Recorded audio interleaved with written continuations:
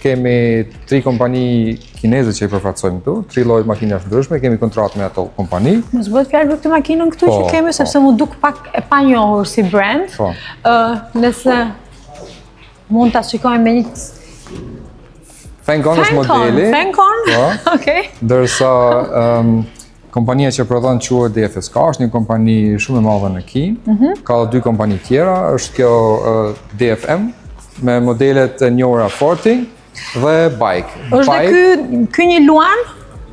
Apo është një diçka e tillë duket, po. Mirë po, çka më pëlqen mua më shumë te kompani kineze është se janë shumë të përpikta, shumë të sakta, janë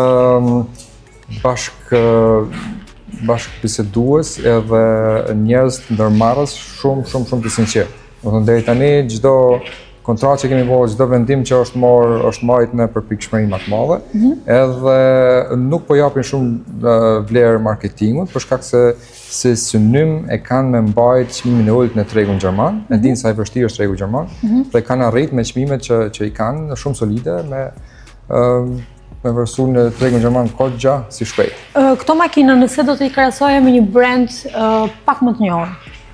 Po. Me cilin brand do t'i krahasohet? Brand. Po, para thuhet kështu në një brand. Okej.